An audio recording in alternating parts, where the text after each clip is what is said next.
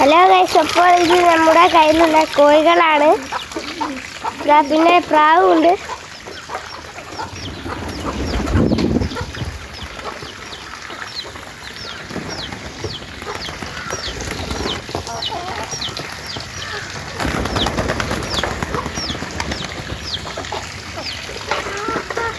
പിന്നെ ഈ രണ്ട് പ്രാവ് മുട്ടയിട്ട് വിരിഞ്ഞ ഒരു മക്കളെ കാണിത്തരാം.